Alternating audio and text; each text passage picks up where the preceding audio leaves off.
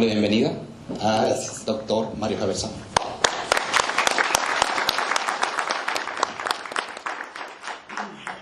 Bueno, muchísimas gracias a todos por estar aquí. A el amigo Elton, mira todo lo que está haciendo Elton. Puedo tenerlo con la mano, tranquilo. Ahí estamos. Sí, hay confianza.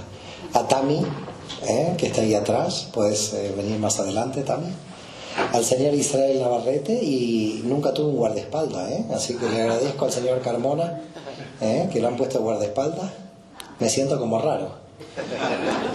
Sí, es una sensación. Yo le dije que igual lo cuidaba él, también.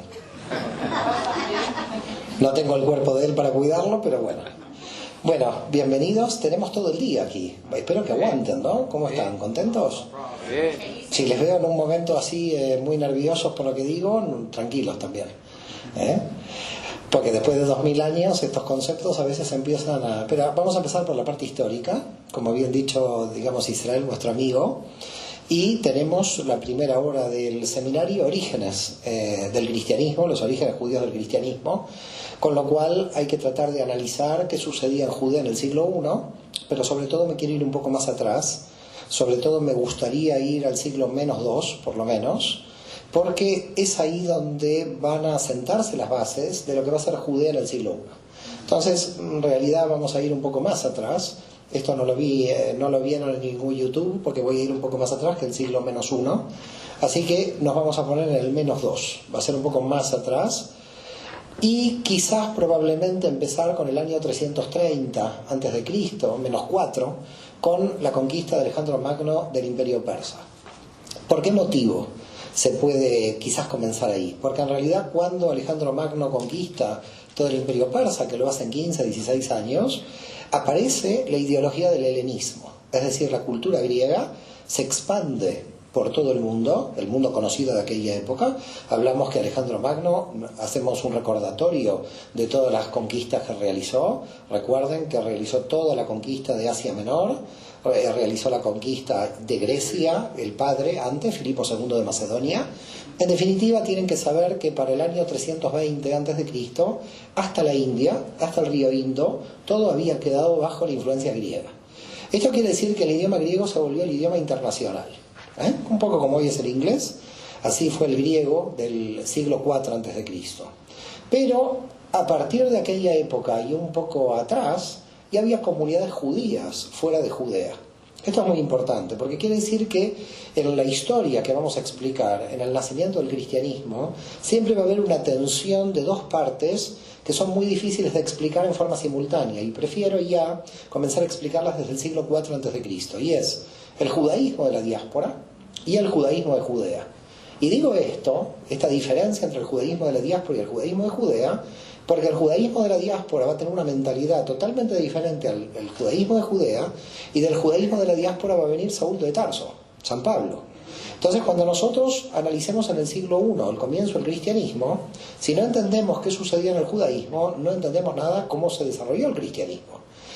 Es decir, los apóstoles de Jesús tenían una mentalidad de los judíos de Judea, y Saulo de Tarso tenía una mentalidad de los judíos bajo la cultura griega.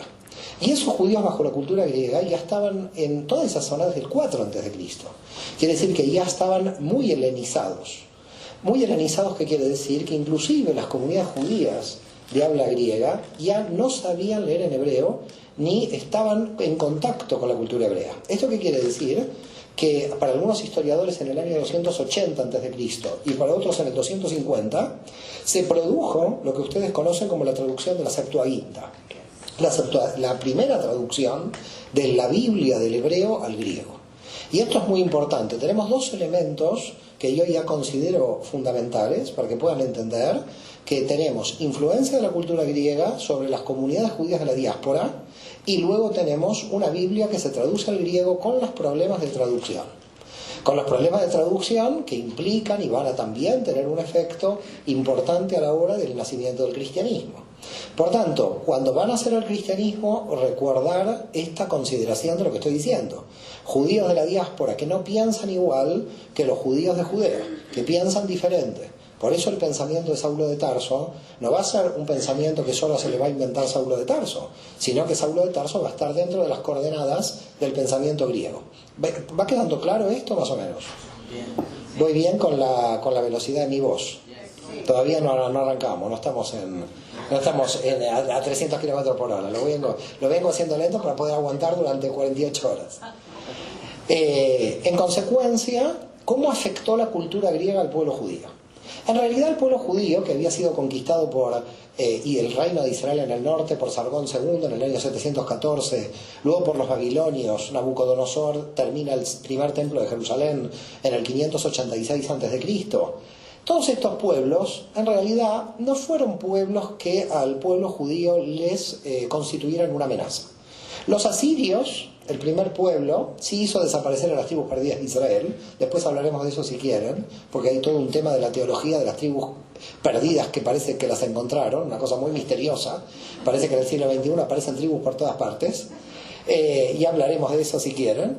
Pero la cuestión para mí central es que ni Asiria, ni Babilonia, ni Persia tuvieron como una confrontación con la cultura judía.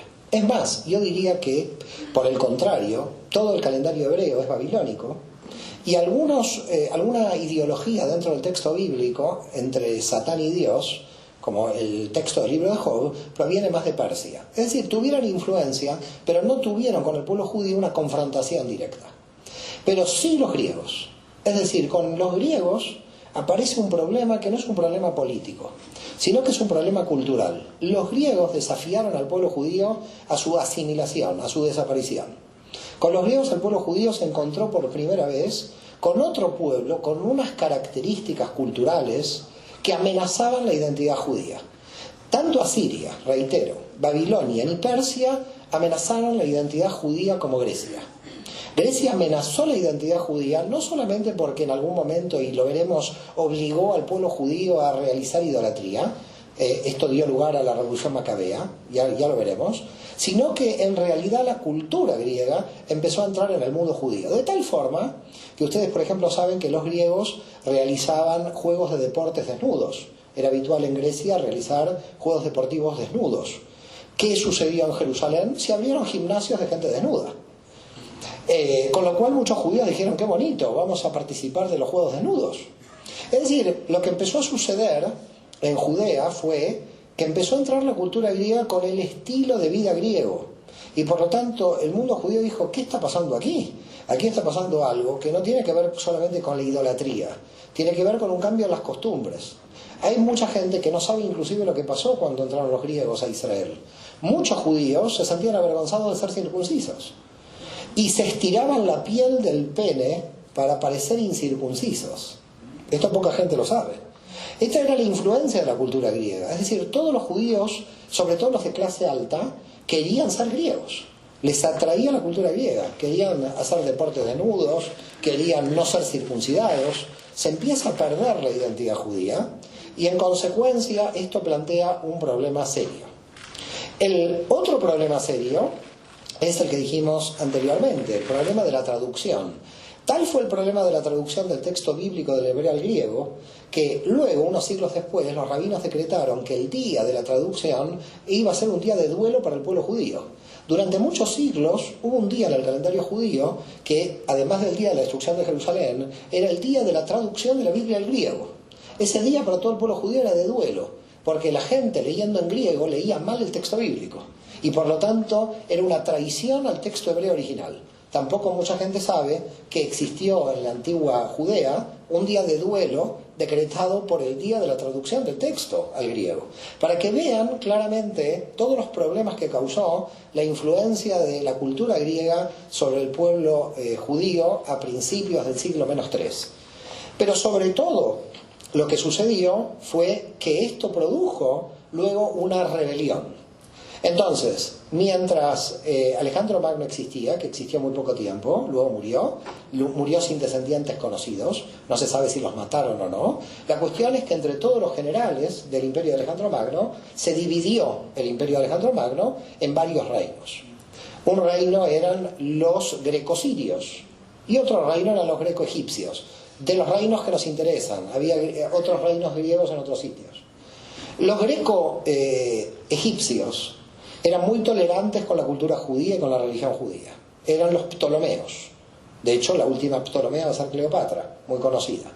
Por lo tanto, los Ptolomeos, que van a regir, van a dominar políticamente Israel, van a tener una permisión, un liberalismo con respecto, bueno, los judíos quieren tener su religión, que la tengan, no molestan a nadie, no vamos a hacer problema. ¿El problema cuándo aparece?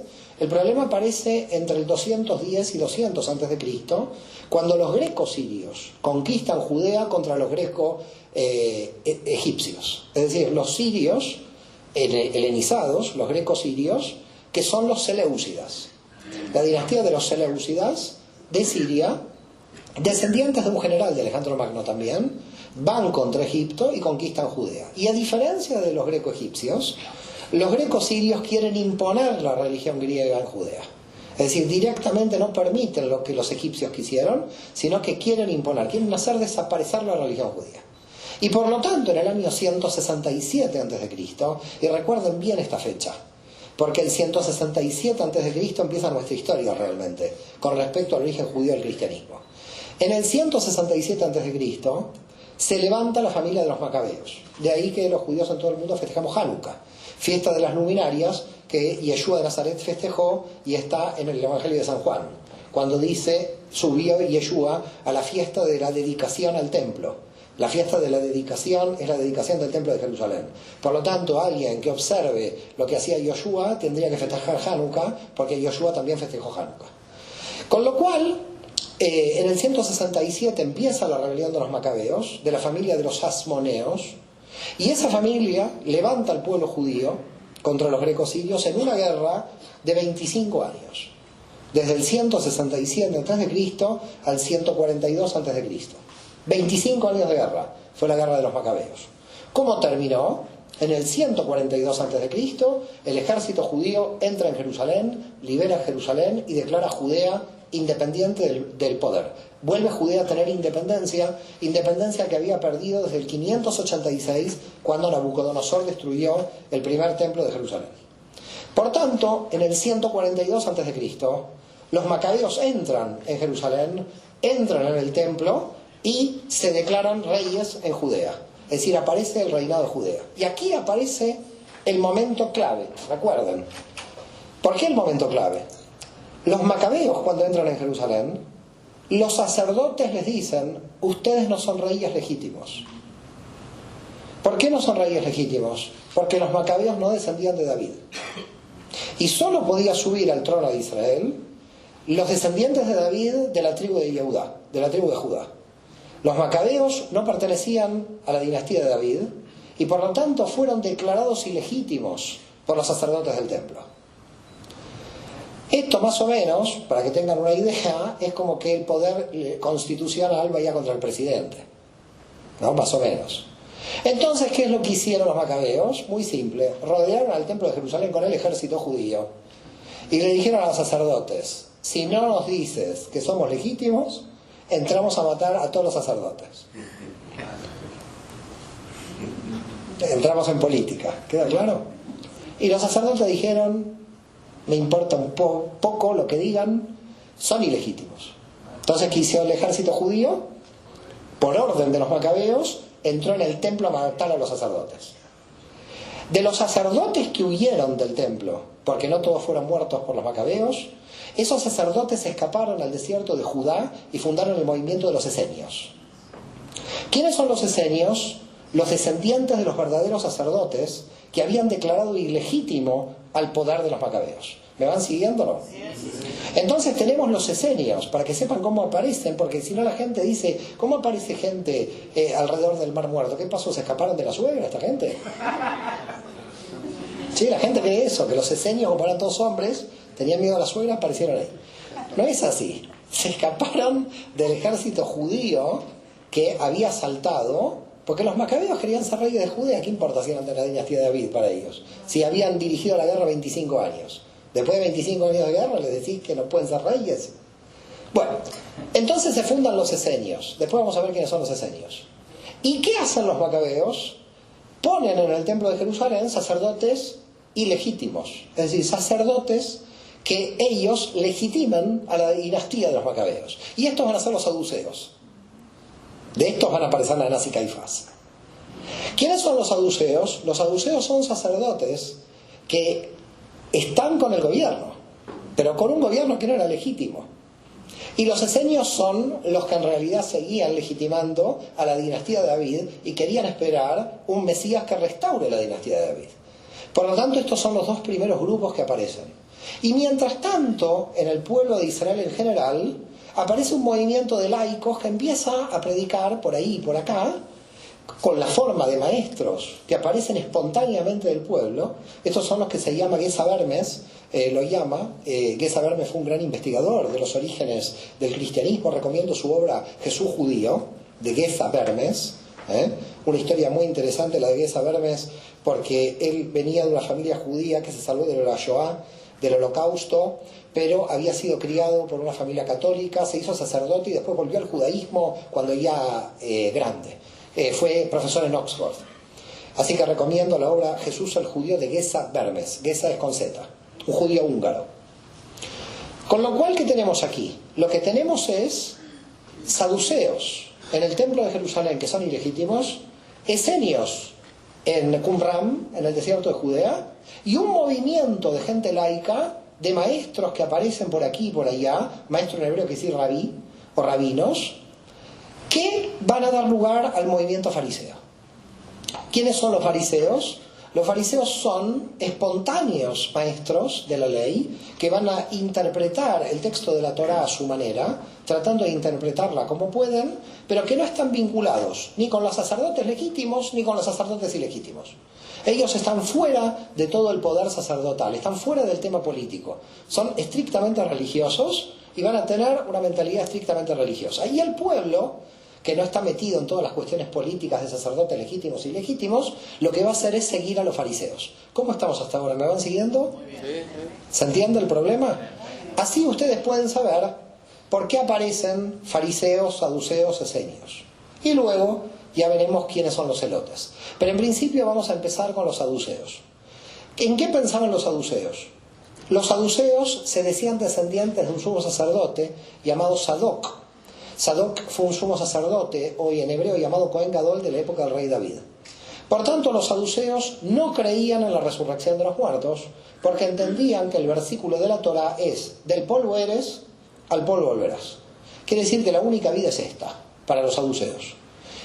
Tomando en cuenta este versículo del texto de Génesis, del texto bíblico, no entendían que había vida más allá.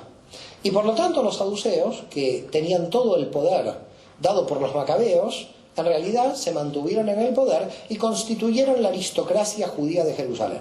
En la época de Jesús, aproximadamente un poco luego, Flavio Josefo, el gran historiador judío, va a decir que había más o menos en Jerusalén 10.000 saduceos, aproximadamente. 10.000 saduceos ustedes pueden pensar que es mucho, pero el judaísmo, el pueblo judío, en la época de Jesús, llegaba a 5 millones de habitantes. Es decir, que los judíos en la época del Imperio Romano eran 5 millones, hoy somos 15 millones, así que mucho no hemos crecido. Los judíos en todo el mundo somos 15 millones, quiere decir nada más 3 veces más los que éramos en el Imperio Romano. Quiere decir que en el Imperio Romano, la población judía del Imperio Romano era muy alta, tomando en cuenta que el Imperio Romano tenía 100 millones de habitantes, y si los judíos eran 5 millones, era el 5% de la población del Imperio Romano. ¿Ok? Es muchísima cantidad de gente, el 5% de la población del Imperio Romano. Mucha cantidad de gente. Con lo cual, lo que tenemos aquí es que había judíos en la diáspora que ya estaban dentro de la cultura griega, había judíos en Judea que ya estaban divididos entre ellos, y los saduceos controlaban todo el poder político, pero también el poder religioso. ¿Qué controlaban los saduceos? El Sanedrín, la autoridad de lo que se llama como el parlamento judío. A mí no me gusta llamar parlamento judío porque no había democracia, no es un parlamento que se votaba, sino que en realidad eran sacerdotes que hijos, nietos, unos a otros se iban sucediendo. Así que en realidad no podríamos llamar parlamento. Pero bueno, el Sanedrín era como el órgano de representación. En el Sanedrín había algunos fariseos. Lo vamos a ver claramente con Gamaliel, que va a aparecer defendiendo a Pedro y Pablo en una de sus intervenciones, ¿no? Luego en el Nuevo Testamento. Pero había fariseos que estaban en minoría. Los saduceos dominaban el Sanedrín. Por tanto, ¿qué tenemos? Los saduceos que dominan el Sanedrín, los saduceos que están con el poder político, y los saduceos que no creen ni en la resurrección de los muertos, de que ni venga ningún Mesías a salvar a nadie. Claro, queda claro que cómo van a creer que iba a haber un Mesías que salvaba a alguien, porque si llegaba el Mesías, los primeros que iban a pasar a cuchillo eran a los saduceos. Así que queda claro que los saduceos no iban a querer a ningún Mesías. Un Mesías era un rebelde que se iba a levantar y lo primero que iba a hacer era matar a todos los traidores al pueblo judío que estaban identificados con los saduceos que habían declarado legítimos a los macabeos. Por tanto, los saduceos estaban ahí, ténganlos ahí, estaban en las casas más importantes de Jerusalén. Hoy está la iglesia de Alicantus, donde estaba la casa de Anás y Caifás. Tenían las mejores vistas de Jerusalén, estaban en los mejores barrios de Jerusalén, y los mejores barrios de Jerusalén estaban mirando al valle del Geinom, al valle del infierno, es decir, en la Guena. Entonces ellos miraban a la Guena, miraban al valle del infierno. Yo no sé si ustedes saben de dónde viene la Guena o cuál es la historia, ¿no?, de por qué Jesús habla del infierno como la Guena. ¿Alguien lo sabe? Lo explicamos. Cuando David entró en Jerusalén en el 1000 a.C., encontró ahí que los jebuseos, el pueblo que estaba en Jerusalén anterior a la entrada de Israel, hacía sacrificios de bebés. Y vio muchos bebés muertos ahí. David, cuando vio esto, dijo: esto es el infierno. Y David declaró, a donde encontró a estos niños, a estos bebés muertos por los jebuseos, el basurero de Jerusalén. Entonces la gente llevaba la basura, ¿y qué hacía con la basura? No se puede juntar la basura, se quema. Entonces se quemaba. Y para la época de Jesús, hablar del infierno era hablar de la Guena. Es decir, como que la gente iba al basurero, que las almas llegaban al basurero. Explico de dónde viene Guena, porque mucha gente lee el Nuevo Testamento y dice la Guena, el infierno. ¿Pero de dónde viene? Viene de un valle de Jerusalén que era el basurero de Jerusalén, para que se entienda un poco de dónde viene la Guena. Volvemos otra vez entonces al siglo I a.C. El reino macabeo se divide en dos. Hay dos pretendientes al trono que están peleados. Ya me salto parte de la historia para no aburrir. Y estamos en el 60 a.C. Y en el 60 a.C. aparecen Hircano II y Aristóbulo II. No se tienen que acordar de los nombres, tranquilo, no es importante. Ya lo sé que después la gente dice: ¿qué dijo Mario Sabá? No me acuerdo. ¿Quién eran los reyes que se pelearon? Después gente que viene de México me dice que era Zapata con Aristóbulo II. No, ¿viste? Hay gente que no se acuerda del otro, de Hircano II. Dice que era Zapata. ¿Quién era el que se...? Bueno, no era Zapata, era Aristóbulo II y Hircano II. Y los dos se peleaban. Pero apareció la potencia militar que andaba por ahí, que estaba cada vez creciendo más, que era Roma. Y entonces uno de los pretendientes al trono dice: no vamos a seguir así la guerra. Yo, para subir al trono, ¿qué voy a hacer? Muy fácil, voy a llamar a Roma y entonces me voy a liar con Roma. ¿Este quién fue? Hircano II. Entonces Hircano II llamó al general Pompeyo. Llamó a Pompeyo, que estaba en Siria ya, y dijo: Pompeyo, queremos que entres aquí para ayudarnos. Es decir, que los romanos no vinieron a conquistar Judea, entraron porque un rey judío los llamó. Esto también es interesante. Siempre la historia la gente no la entiende muy bien, porque la gente dice: el Islam invadió España. No invadió, los godos lo llamaron al Islam. Es decir, uno de los reyes godos llamó al Islam para que entre a la península ibérica. Lo mismo pasó aquí en el siglo I a.C. Estaba el pretendiente al trono Hircano II, que como quiere derrotar a su hermano Aristóbulo II, dice: me alío con Roma. Y entra Pompeyo con las legiones romanas porque un rey judío lo llama. Así que Roma no entra porque conquista Judea. Roma entra porque lo llama un rey judío. Tengan en cuenta esto. Y entonces entra Pompeyo, derrota a Aristóbulo II, lo ahorcan a Aristóbulo II y pone como rey a Hircano II. Pero donde entra Roma no se va más. Quiere decir que pusieron al rey a Hircano II con todas las legiones romanas. Hircano II terminó siendo un monigote, un títere de Roma. Y ya estaba contento de que era rey. Los romanos lo mantuvieron rey más o menos unos 15, 20 años, hasta que dijeron: ¿para qué queremos este rey? Si nosotros dominamos todo Judea. Entonces, ¿qué hicieron con Hircano II? Lo encarcelaron. Entonces, a Aristóbulo II lo mataron para ayudar a Hircano II, y a Hircano II después lo encarcelaron y dijeron: vamos a poner un rey de Judea que sea todavía más marioneta nuestro. ¿Ok? ¿Y a quién eligieron? Eligieron a Antígono, que luego Antígono va a ser el padre de Herodes. Ahora, ¿quién era Antígono? ¿Por qué pusieron a uno más marioneta que el anterior? Porque en realidad Antígono Antipas se llamaba, en general se lo conoce como Antipas, pero tenía dos nombres, era él el rey de Idumea. Pero los macabeos en su época habían conquistado Idumea y habían obligado a Idumea a convertirse al judaísmo. Es la única vez en la historia judía que se va a obligar a otro pueblo a convertir al judaísmo. Y miren qué mal que salió, que el rey de Idumea, convertido al judaísmo, pasó a ser rey de Judea. Claro, los romanos que dijeron, ¿quién va a odiar más al pueblo judío que el rey de Idumea, que perdió el reino de Idumea? Entonces vamos a poner a un idumeo como rey de los judíos. Entonces los judíos odiaban a este hombre. Y luego viene su hijo Herodes. Entonces, ¿Herodes quién es? Herodes es un idumeo que en realidad... Esto se mueve, me encanta esto, ¿eh? ¿Esto qué es? Pensé que te gustaba. Pero que en El Salvador se mueve esto, ¿cómo es esto que se mueve? Quizás en El Salvador se mueve esto así y ya. ¿Eh? Era como misterioso. Dije, esto es un acto antisemita, pensé, se mueve. Ya iba a llamar a mi guardaespaldas para que ponga orden aquí. Señora Carmona, rompíamos esto, ¿eh? Bueno, no es que se iba, de repente volvía y se iba, una cosa misteriosa. Dije, Dios, ¿qué está haciendo conmigo? Dios juega conmigo. Pasan estas cosas. Bueno, ahora quedó fijo, pobre, mira, ahora Dios, ¿qué va a hacer, no? ¿Con qué se va a entretener? Bueno, siempre se entretiene con algo. Bueno, entonces, a ver, volvamos, a ver si queda claro. Estamos en el 37 a.C. ¿Qué pasa en el 37 a.C.? Asume Herodes. ¿Quién es este Herodes? Es un rey de Judea, pero que no es judío. Además, es idumeo, por lo tanto, no pertenece ni al pueblo judío para los judíos, porque sabían que esa conversión era totalmente falsa de los idumeos. Entonces, Herodes toda su vida va a estar pensando que va a tener una conspiración para matarlo. Toda la vida va a creer que va a aparecer un Mesías descendiente de David y lo va a matar. Así vive Herodes, pensando todo el día de que cualquiera de la dinastía de David iba a aparecer, se iba a proclamar rey de Judea y lo iba a matar, claro, porque era idumeo. Para que entiendan que era Herodes, porque siempre Herodes aparece rey de Judea, la gente cree que es judío.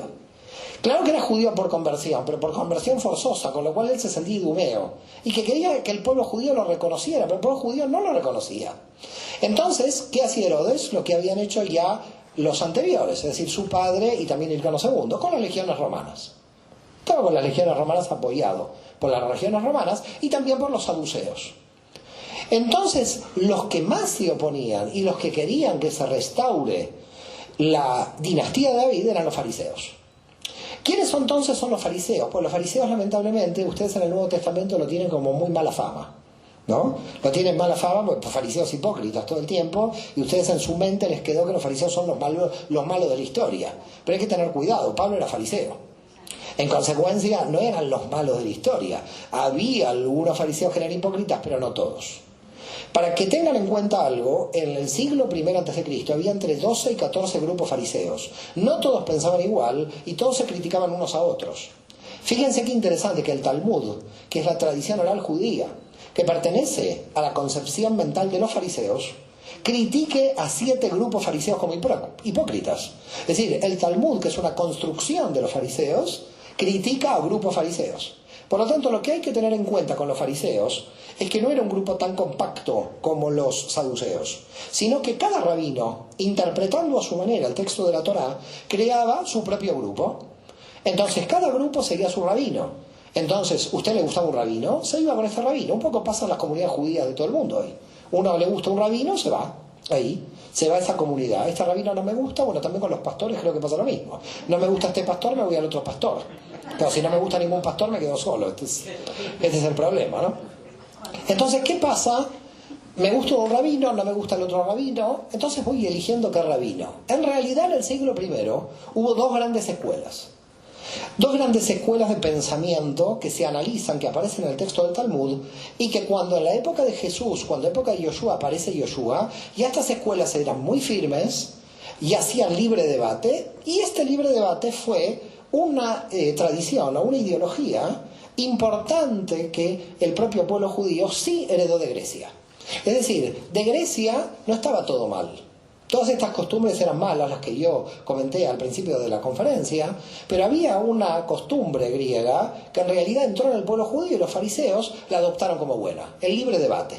Apareció el libre debate. ¿Qué era el judaísmo de los saduceos? Para que ustedes puedan entender que el judaísmo cambia entre el judaísmo de los saduceos y el judaísmo de los fariseos. El judaísmo de los saduceos es cumplir con la observancia de la ley. Entonces, ¿qué me dice la ley? Tengo que sacrificar en el templo. Agarro mi cabrito, me voy al templo, sacrifico, vuelvo. Pequé, vuelvo otra vez con el cabrito, otra vez saco, otra vez pequé, vuelvo con el cabrito. Claro, los que más podían pecar eran los ricos, porque los pobres no podían pecar tanto, porque no tenían tantos cabritos. Entonces el sistema era muy injusto. Mientras más cabritos, más pecabas. Era genial. Había gente que estaba todo el día en el templo dando un cabrito.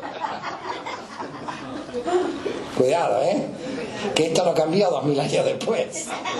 Esto sigue, El que monta un templo de Jerusalén no sabe la cantidad de cabritos que va a recibir. Yo lo doy como negocio, el que lo quiera hacer, monte un templo de Jerusalén para tener una fila ahí de gente con el cabrito en la mano. Pero ¿qué pasa con la gente pobre? La gente pobre que le caía el pecado para siempre, pero no tenía el cabrito. Por lo tanto, para que esto no suceda, los fariseos empezaron a interpretar el texto de Isaías. Misericordia quiero y no sacrificios. Como diciendo, si tú eres pobre y te arrepientes, ya no es tan necesario el cabrito, porque si no, no hay forma de pagar tu pecado. Esto es imposible. Entonces, la forma de pagar el pecado, los fariseos la cambian. Entonces, ustedes pueden ver que aquí hay una diferencia entre saduceos y fariseos. Los saduceos siguen exigiendo el sacrificio ritual en el templo para la expiación de los pecados, claro, sino como se mantenían los sacerdotes. Y los fariseos dicen no es necesario la expiación, es necesario el arrepentimiento de la persona del pecado que hizo, de la transgresión. Cambia. Después, si quiere ir al templo, vaya al templo, pero si no tiene cabrito para ir al templo, no importa. Lo importante es que usted se arrepintió de su transgresión, de su desequilibrio. Entonces, como verán, cambia el sistema de expiación. ¿Ok? Ya no es más para los fariseos tan obligado ir al templo. Sigue siendo una obligación, pero secundaria. No es una obligación primaria. Es decir, los fariseos no le dicen no vaya al templo a sacrificar. Los fariseos le dicen vaya al templo a sacrificar después de que usted se arrepintió. No, vaya a sacrificar y nunca se arrepiente. Queda claro el concepto. Esta misma idea va a ser de Yoshua. Porque Yeshua va a tener la misma idea. Primero lo que busca es la contrición, el arrepentimiento, y después, si quiere, vaya al templo de Jerusalén, como segunda opción. Esto marca de que está dentro del mundo fariseo. Ahora, ¿qué escuelas fariseas eran importantes en el siglo -1? Había dos grandes escuelas, la de Hillel y la de Shammai. ¿Qué diferencias había? Hillel era el más flexible de todos. Es decir, Hillel era el rabino que se podía hacer casi todo. Hoy sería un liberal, para llamarlo de alguna manera. Un rabino que, mire, usted no se preocupe, más misericordioso. Shammai era un rabino muy ortodoxo, muy duro. El tipo no tenía mucha sonrisa. Es decir, Shammai era muy riguroso. Y eran dos escuelas. Los fariseos rigurosos seguían a Shammai, los fariseos más flexibles o liberales seguían a Hillel. Vamos a poner un ejemplo de esto, para que se pueda entender. Una persona enferma en Shabbat va a la escuela de Hillel. Hillel le dice hay que curarlo. Hay que curar al enfermo en Shabbat, porque no se puede obedecer el Shabbat y que la persona se muera. Entonces, ¿qué dice Hillel? Hay que curar el Shabbat. Y con eso no se viola el Shabbat. Porque al contrario, lo que se hace es salvar a una persona. Esa es la tradición que quedó dentro del mundo judío actual. Es decir, en el mundo judío actual, si alguien enferma, no es que se viola el Shabbat y la persona se enferma y se tiene que morir, ¿no? Se tiene que ir al médico. En cambio, Shammai dice, la ley de Dios está por encima de los hombres. Si tú te enfermaste en Shabbat y te estás muriendo, aguantate, porque la ley es que no podés violar el Shabbat. Y si el designio divino era que te mueras en Shabbat, morite tranquilo, pero aquí lo que se hace es la ley de Dios. ¿Queda claro o no? Están contentos, con Shammai. Me preocupa esta gente la veo muy dura. Yo soy más del lado de Hillel, pero esta gente cuando le explicaba a Shammai están contentos. Qué miedo ser familiar de esta gente. Me dejaría morir en Shabbat también. En serio, me da miedo. Estaban todos contentos con Shammai. Qué cosa, Venir a Los Ángeles a morir en Shabbat, me muero. Bueno, en consecuencia, ¿qué tenemos? La posición dura de Shammai, la posición más flexible de Hillel. Voy a tomar otro ejemplo de esto, y el ejemplo que voy a dar pido que las mujeres no se ofendan. Porque lo dijo Hillel, no lo dije yo. No, en serio, lo digo primero porque después vienen a mí y yo no dije esto, lo dijo Hillel en el siglo I a.C. Si hay gente que me está mirando mal, si hay mujeres que me están mirando como diciendo, a ver qué va a decir este hombre descendiente de turcos, le va a salir el machismo, qué miedo que me da. Bueno, vuelvo a reiterar, lo dijo Hillel. Ahora voy a sonreír yo. Que es lo que dije Hillel. Hillel dijo, si tu mujer te cocina mal, te puedes divorciar. Así que empieza, empieza a cocinar. Bueno. Y Shammai dice, no te puedes divorciar nunca de tu mujer excepto por adulterio. Te grita, no pasa nada. Te huele un plato, no pasa nada. Todo, solo te puedes divorciar por adulterio. Te las tenés que aguantar todas, dice Shammai. Esa es la línea de Shammai. Se ve, queda claro que en el mundo judío hay divorcio. Desde la época antigua, en esa época era un repudio del hombre a la mujer, después el Talmud lo equipara, lo hace igual, la mujer también puede pedir el divorcio. Pero las diferencias en cuanto a cómo se aplica el divorcio en Shammai eran en ningún caso excepto adulterio, y en el caso de Hillel en todos los casos. Si ves que no te hacen el huevo frito, fuera. Shammai. Está contento, el señor de Santiago está contento. Yo creo que está contento porque la mujer no está por aquí, me parece. Yo conozco a la mujer y no la veo. ¿Está tu mujer? No. Ah, está atrás. Está contenta igual tu mujer, Ya te digo que está riendo, tu esposa. Bueno, en consecuencia, como verán, había dos escuelas que debatían todo el tiempo. Entonces imaginemos a Yeshua por ahí caminando en Jerusalén y hay ahí un enfermo, lo cura. ¿Quiénes aparecen? No aparecen todos los fariseos del Camp Nou. Aparecen los fariseos de la línea de Shammai, los que dicen no se puede curar en sábado. Entonces, cuando uno lee en el Nuevo Testamento y los fariseos aparecieron a criticar a Yeshua de curar el sábado, no era que todos los fariseos estaban contra la curación del sábado, es que había algunos fariseos que estaban a favor de la curación del sábado, a tal punto que curar en sábado hoy es la teología judía. Hoy se puede curar en sábado. Quiere decir que lo que hacía Yeshua de curar en sábado, hoy todos los judíos lo hacemos de curar el sábado. Pero claro, cuando un cristiano lee el texto del Nuevo Testamento, dice, y todos los fariseos aparecieron diciendo, entonces se imagina que todos los judíos de todo el judaísmo prohíben y dejan morir a los enfermos en sábado. Pero eso no es así. Eso era un problema entre escuelas. No sé si queda claro. Era un problema entre escuelas. De ahí no se puede inferir de ninguna manera que Yoshua hizo aparecer el domingo de la noche a la mañana. No había domingo de ninguna manera tampoco. Entonces decir, no, entonces descansamos el domingo porque Yoshua ya violó el sábado. ¿De qué estamos diciendo? Ni Yoshua violó el sábado ni se imaginó el domingo.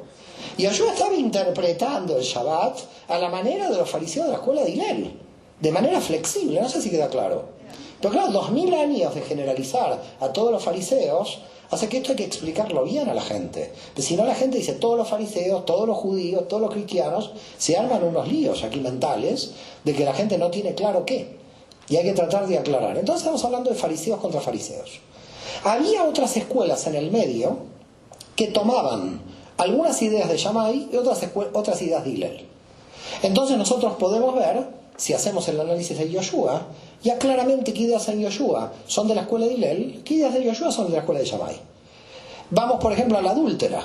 Si hubiera aplicado la de Shammai, que era la ley, la apedreaban. Cuando él dice, el que tiene pecado que tire la primera piedra y no la apedrean, está aplicando la de Hillel, que es la misericordia. ¿Me van siguiendo? Entonces, como Hillel era la misericordia, entonces en ese caso está aplicando la de Hillel. Hay que ir mirando qué posición va tomando. Si uno lo ve muy duro a Yoshua, es que está cerca de la posición de Shammai. Si uno lo ve muy flexible, está cerca de la posición de Hillel. En general, como Yoshua era muy misericordioso, en general está muy cerca de la posición de Hillel. ¿Y cómo sabemos que en realidad el grupo de Yoshua estaba más cerca de la posición de Hillel? Muy simple, porque Hillel va a tener a su hijo Simón va a tener a su nieto Gamaliel, y Gamaliel va a ser el profesor de San Pablo. Quiere decir que aquí hay un tema muy interesante. El profesor de San Pablo va a ser el nieto de Hillel y Yeshua tiene muchas enseñanzas de Hillel. Aquí vamos entonces enganchando todo a la genealogía de dónde viene la ideología que ustedes leen en el Nuevo Testamento. Y por ese motivo Saulo de Tarso luego va a tener una conexión con las enseñanzas de Yoshua, porque en realidad estaban pensando similar, de la misma escuela, aunque Saulo de Tarso, luego veremos en la segunda parte, en la otra conferencia, su ideología griega. pero en realidad estaba muy cerca de las posiciones de Yoshua en cuanto a la misericordia que de alguna manera proponía. Entonces había en el siglo I un montón de rabinos itinerantes enseñando al pueblo judío, y no hay ningún problema. Eran rabinos inclusive rabinos taumaturgos. Taumaturgo quiere decir que hacían milagros. Había muchísimos rabinos que hacían milagros.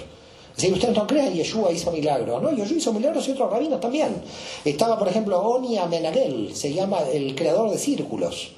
Y Oni Amenagel hacía un círculo y hacía un milagro. Decía que caiga la lluvia, y caía la lluvia, era como un chamán. Yoni Amenagel. Entonces había un montón de rabinos, medio chamanes, lo que se llama rabinos carismáticos, que andaban haciendo muchísima cantidad de curaciones, ¿no? Muchas de ellos que habían aprendido en el Mar Muerto, por el barro del Mar Muerto, que tenía algunos efectos de curaciones y la gente luego creía que eran milagros.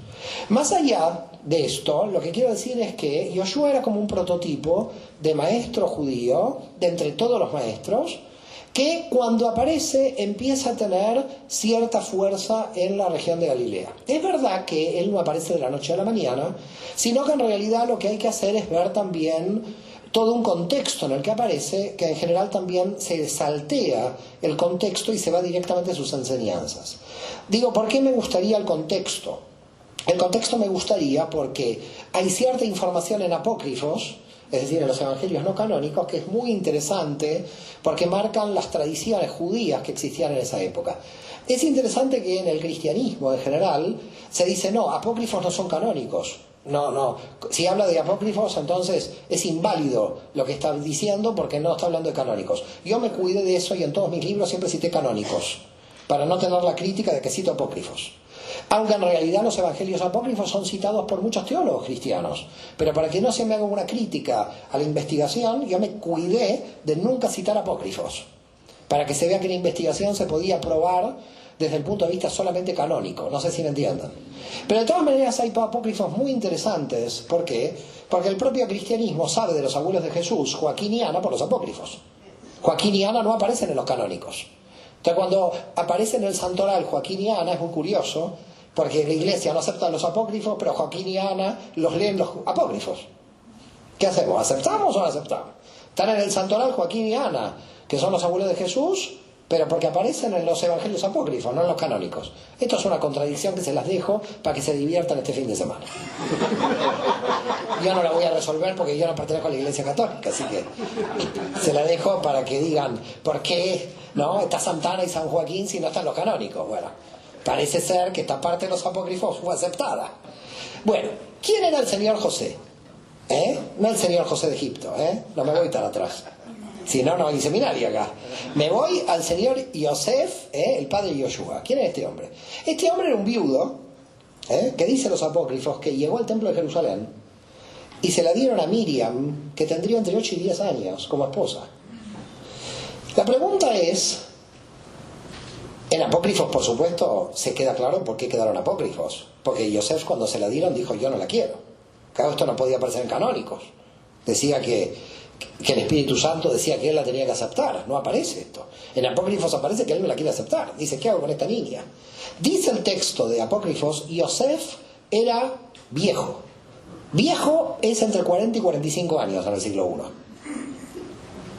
Nosotros ya somos ancianos para el siglo I. Lamento. A pesar de la cosmética que hay por ahí, que sepáis que acá la mayoría somos casi ancianos.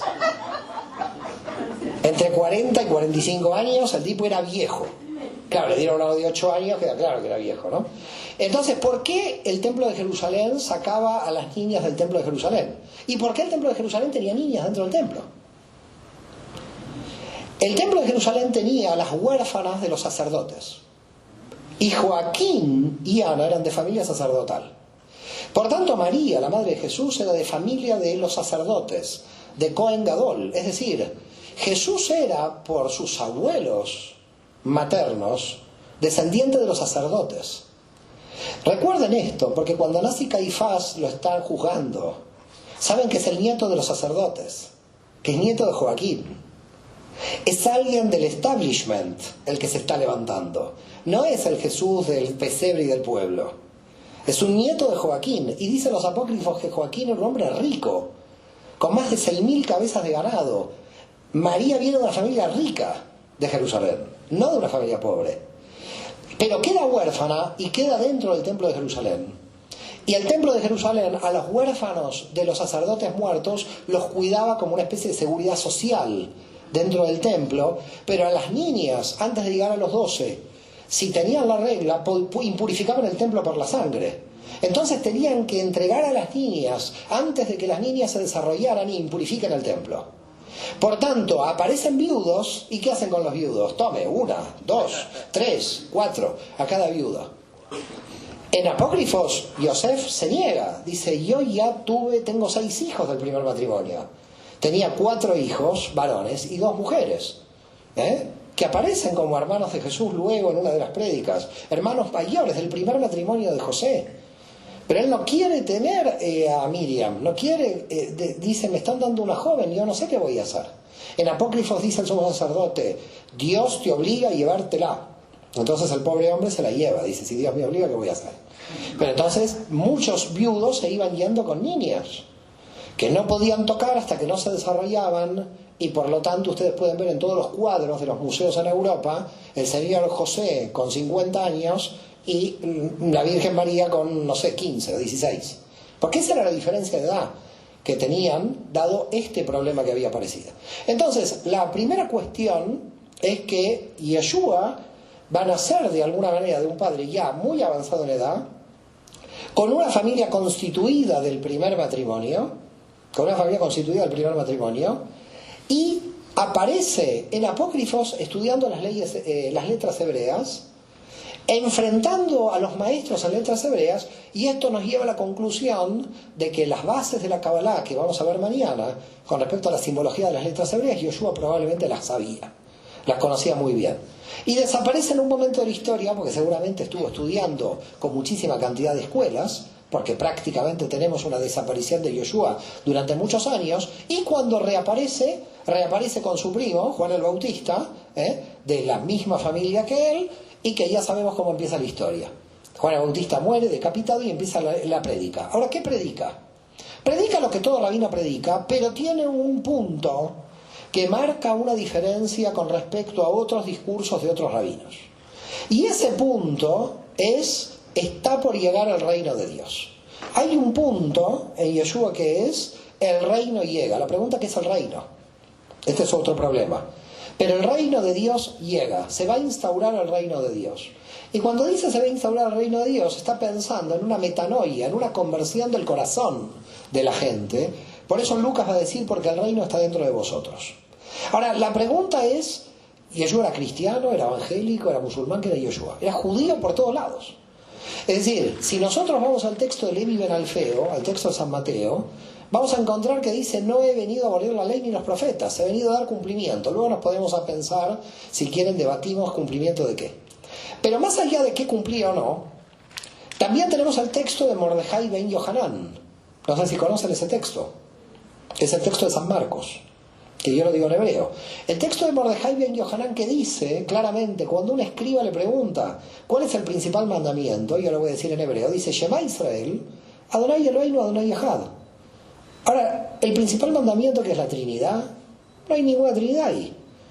¿Qué dijo el Padre, el Espíritu Santo? Sí, aparece al final de Mateo ese versículo de que en el nombre del Padre, el Hijo y el Espíritu Santo, que todos los investigadores sabemos que fue metido por el Concilio de Nicea, al final del Evangelio de Mateo. Entonces todo el mundo dice que hay que creer en la Trinidad porque Jesús dijo al final de Mateo. Se queda claro que fue una interpolación. Jesús jamás pensó en la Trinidad, sino que era totalmente monoteísta, por lo que dice en Marcos, capítulo 12, versículos 28 a 32. Dice, Shema Israel, Adonai Elohim Echad, monoteísmo estricto. Cuando le preguntan si él es bueno, dice, yo no soy bueno, es Dios bueno. Se diferencia claramente de este punto. Entonces queda claro que aquí hay primera cuestión, no podemos decir que Jesús se desvió de la tradición judía en ningún momento, que no aplicó la ley judía en ningún momento tampoco, y que es más, en representación, los shelihim, como se dice en hebreo, los apóstoles son en representación de las tribus de Israel. Y era tan importante la circuncisión de Yeshua para el primer grupo de seguidores, más que el día de su nacimiento, que en realidad el año nuevo cristiano empieza por el Brit Milá de Jesús, por la circuncisión de Yoshua, no por su nacimiento. Es decir, que los cristianos no empiezan el año por el 25 de diciembre, que además fue un invento del emperador romano, sino que comienzan el 1 de enero porque marcan el día de la circuncisión de Jesús. Quiere decir que era tan judío el movimiento cuando apareció Jesús, que no es el día de nacimiento lo que es importante, sino es el día de la circuncisión. Les puedo asegurar de miles de cristianos no saben por qué festejan el 1 de enero.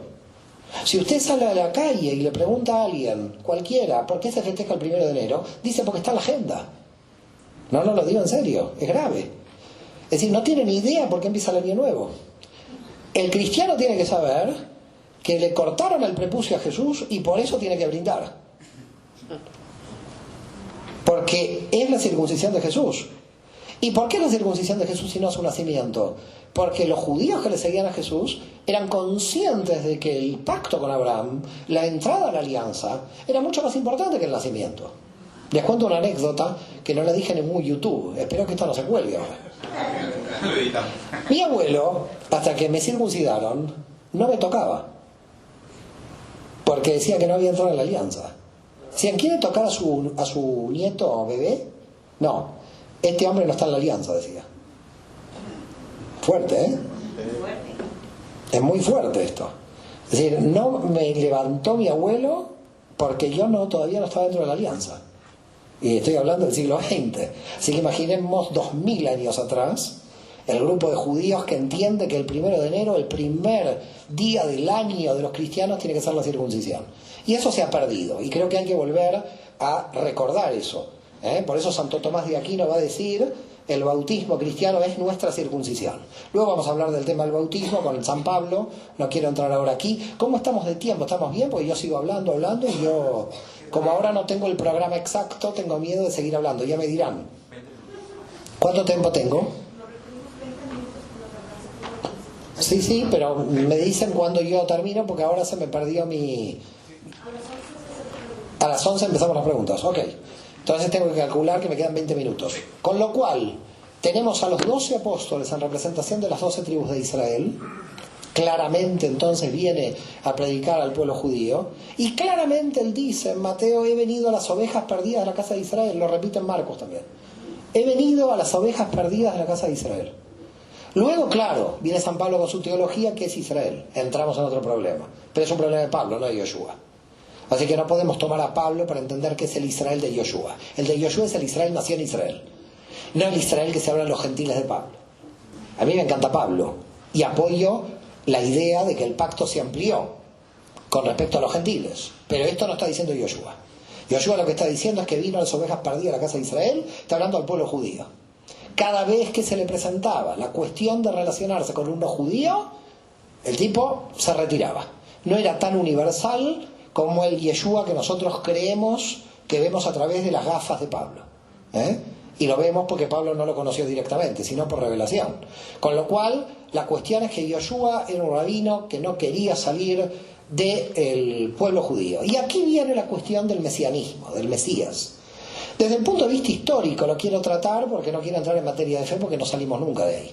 Sino desde el punto de vista histórico, es decir, ¿qué es el Mesías? ¿Qué viene a ser el Mesías? Porque mientras él predicaba como rabino, no hay ningún problema.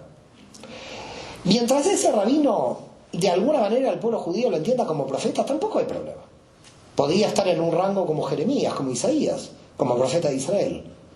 Pero cuando empiezan a pensar que podía ser el Mesías, empieza a haber un problema que se traslada de un tema estrictamente religioso a un tema político. Pensar en el tema mesiánico o que alguien lo declarara Mesías a Yoshua era entrar en problemas con Roma. Que Roma, como ustedes saben, en la época de Herodes dominaba, como ya dijimos, como marioneta la región. Cuando empieza el tema de que puede ser que este rabino profeta carismático que hace milagros pueda ser el Mesías de Israel, ¿qué es Mesías? Y ahí tenemos que definir. No lo que va a definir San Pablo luego, sino lo que el pueblo judío esperaba como Mesías. Un jefe militar y político que derrotara al Imperio Romano, que liberara al pueblo judío en la independencia política de Judea y que luego realizara la paz universal. Antes de realizar la paz universal, tenía que primero liberar al pueblo judío. Casi lo rompo en vez de llamar al señor Carmona. Ya estoy medio kung fu.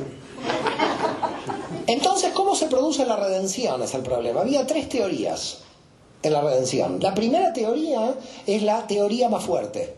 Es decir, la teoría que primaba jerárquicamente en el momento en que aparece la idea del Mesías. La primera teoría es, llega el Mesías, se levanta contra Roma o se levanta contra cualquiera, y el Mesías instaura el reino de Israel de la dinastía de David, cuidado, que no sea de los macabeos, de la dinastía de David, y luego, a partir de la independencia de Judea, los gentiles van a reconocer al Dios de Israel. Así era el plan original. Había un segundo plan que decía que cuando el Mesías liberara al pueblo de Israel de manera militar, algunos decían que los gentiles iban a reconocer inmediatamente al Mesías. Bueno, que se iba a dar en forma simultánea. El problema que apareció, según Pablo, es que aparentemente para Pablo Dios cambió los planes. Y dijo, Israel no va a aceptar al Mesías. Pero todos los gentiles lo van a aceptar primero, para que al final de los tiempos Israel lo acepte. Entonces Pablo dijo, acá Dios cambió los planes. No sé cómo Pablo se enteró, pero dijo, Dios cambió los planes. No es el plan original. Ahora, los judíos que esperaban al Mesías esperaban un jefe político militar. ¿Y cómo sabemos que esperaban a un jefe que rebelara a Judea del dominio exterior? Porque hay un versículo, en el capítulo 1, versículo 6 de Hechos de los Apóstoles, que es el único versículo que tenemos donde sabemos qué le dicen los apóstoles cuando Jesús resucita. Cuando Jesús resucita, los apóstoles, ¿qué le dicen? ¿Lo recuerda alguien? Restaurarás el reino. ¿Cuándo? Claro, es pregunta, ¿no? ¿Cuándo restaurarás el reino de Israel? ¿Ah, qué es el reino de Israel? ¿Un reino fantasioso?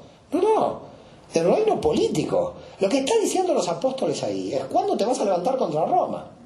Si los apóstoles después de resucitado le están diciendo a Jesús ¿cuándo te vas a levantar contra Roma? Queda clarísimo por qué lo mataron a Jesús. Los pecados del mundo vienen con Pablo, el Cordero Pascual y todo esto. Lo mataron a Jesús como rey de los judíos, como dice el INRI, Yeshu de Nazaret Rex Iudeorum. Es decir, en realidad muere como un terrorista político. Este hombre iba a levantar al pueblo judío porque el pueblo judío estaba esperando eso. A tal punto que son los que lo ven resucitado que siguen pensando igual. Es decir, después de resucitado no piensan diferente, siguen pensando en que él tiene que hacer una revolución política y restaurar al pueblo de Israel. Y entonces él que les contesta, no sé si recuerdan, no está ni en la potestad del Hijo saber lo que el Padre va a decidir en la restauración. Ni él puede explicar ni responder a la restauración. Porque siendo el Hijo de Dios no puede responder lo que dice el Padre. Está en el designio del Padre la restauración de Israel. No está ni en mi potestad la restauración de Israel. Y ahí luego asciende los cielos y ya se termina el tema en principio. ¿Qué tenemos entonces cuando desaparece Yeshua de Nazaret? Tenemos un grupo de gente que aproximadamente los historiadores lo calculan en 120 personas, que dice Yeshua es el Mesías de Israel. Ahora, señores, había 5 millones de judíos en el Imperio Romano. Cuando a mí viene un cristiano y dice los judíos no le conocieron, señores, no había internet, no había WhatsApp. Yo si soy un judío de Roma, ¿cómo le voy a reconocer a Yeshua de Nazaret como el Mesías si ni me entero de lo que pasó ahí? De 5 millones de judíos solamente había 120 que lo declaraban Mesías. Esto es como que hoy nosotros aquí declaramos Mesías aquí al Señor, que además está con la bandera americana atrás, lo cual da más mesianismo al asunto. Imagínate, lo ponemos ahí con la bandera, ya está, lo declaramos Mesías. Y los norteamericanos no lo reconocieron. Y claro, ¿quién se enteró? ¿Quién se enteró? Cuando dicen, y el pueblo judío no lo reconoció, pero no se enteró nadie.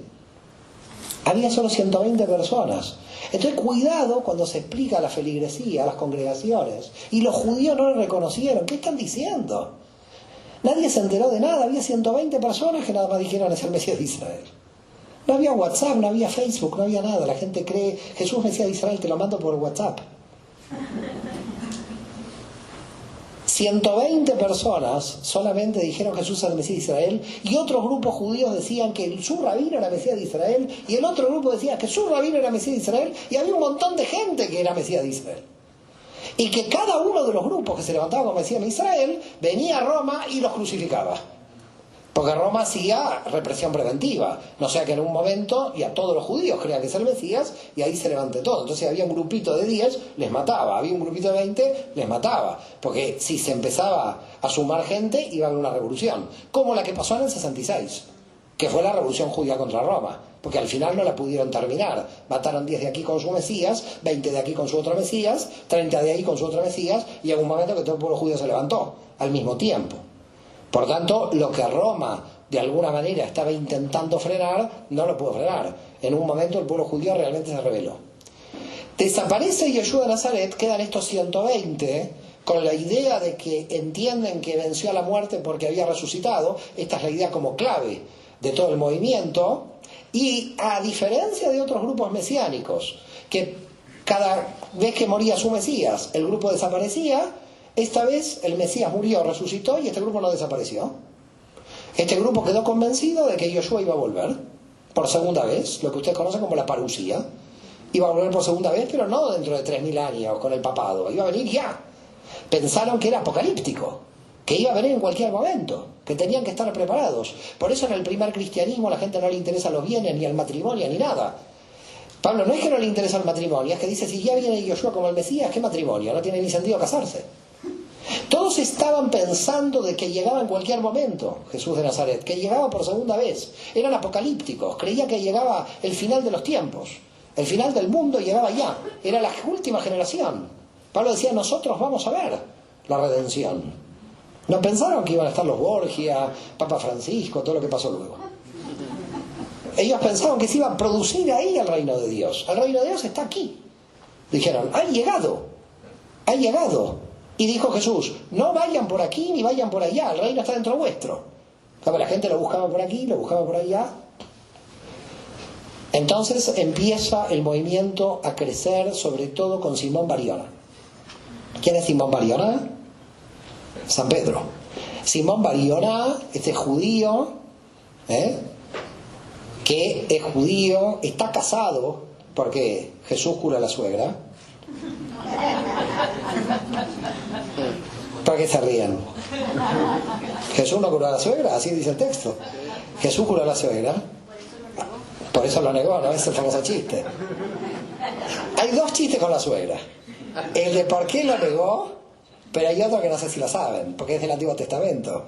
¿Por qué era feliz Adán? Porque no tenía suegra. Este lo sabe poca gente, ¿eh?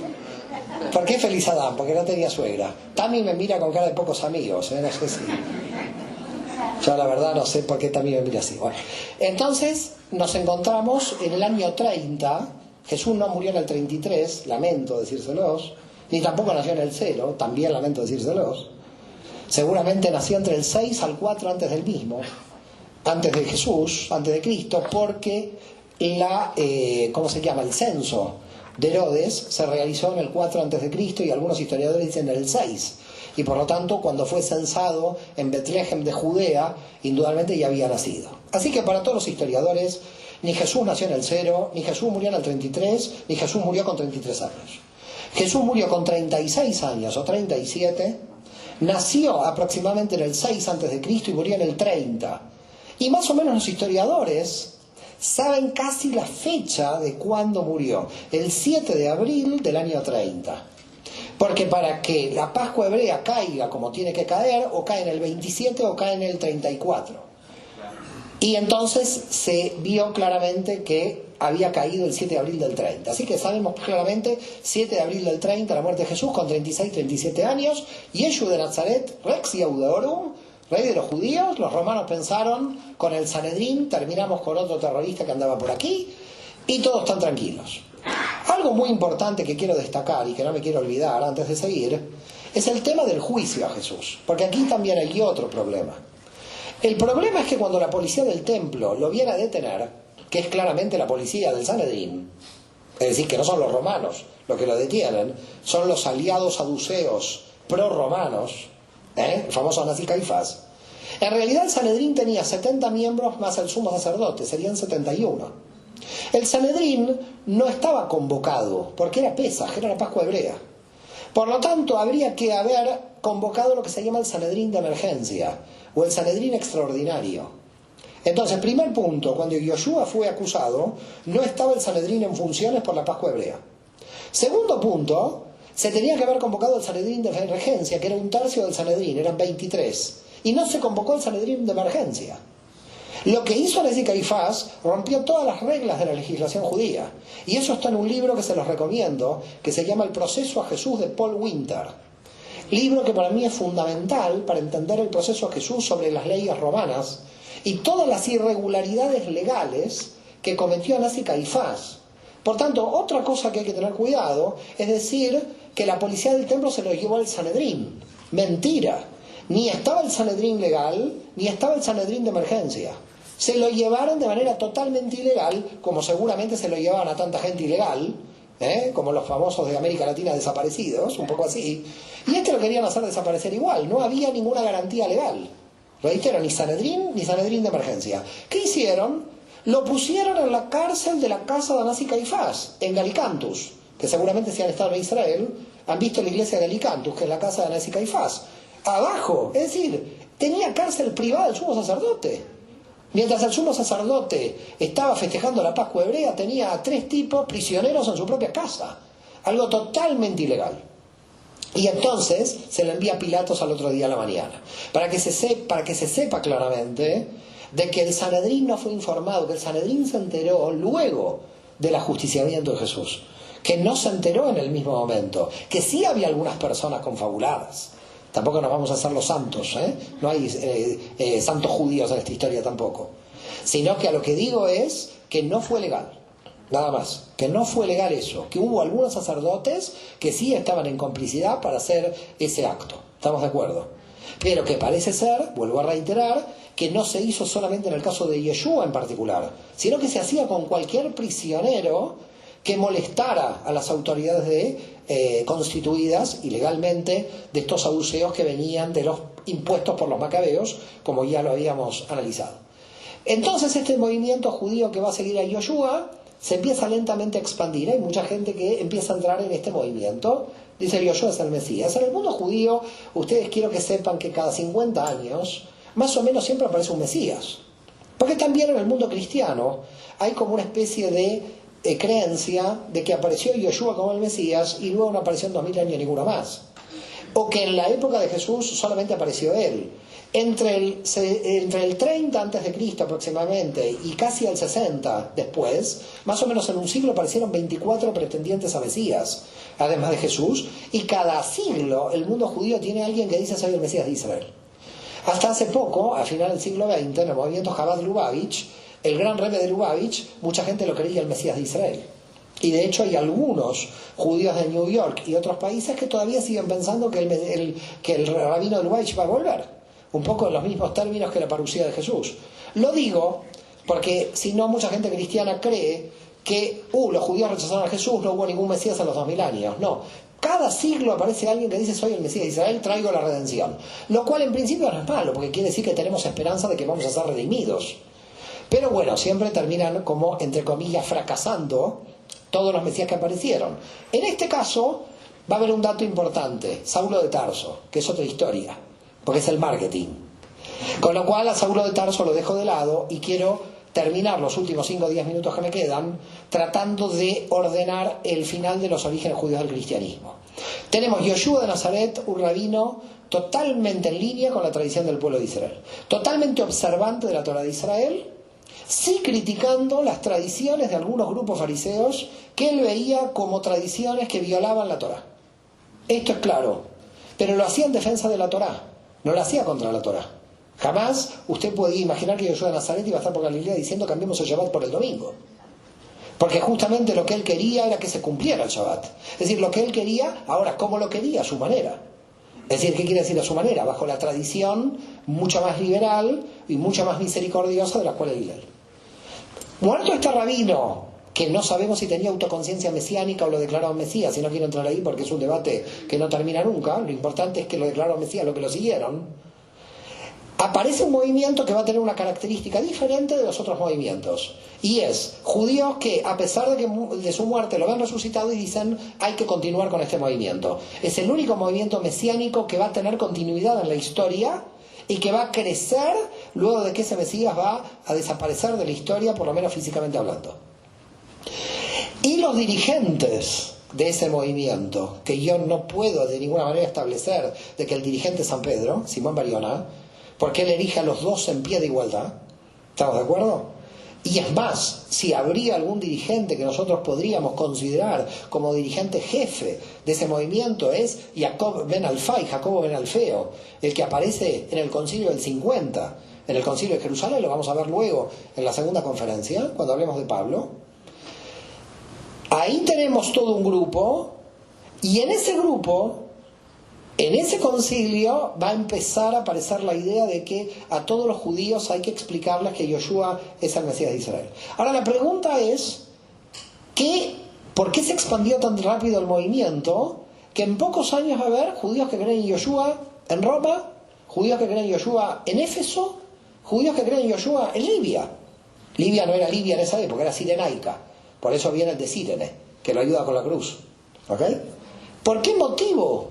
Por el motivo de que en la propia tradición judía nosotros teníamos que cuando existía el templo de Jerusalén se tenían que hacer, como no sé, quizás algunos de ustedes sabrán, los que se llaman los Shloshá Regalim en hebreo, las 3 peregrinaciones al templo de Jerusalén. Cuando miles de judíos venían de la diáspora, se encontraban con los judíos que creían en Yoshua en Jerusalén. Entonces muchos fueron captados por el movimiento en Jerusalén. Entonces venía un judío de Éfeso, llegaba a Jerusalén por las fiestas, obligado a que tenía que venir por las fiestas judías. Con lo cual sucede una cosa muy misteriosa. El inicio de la expansión de Yeshua es el Mesías lo provoca la obligación judía de ir al templo de Jerusalén.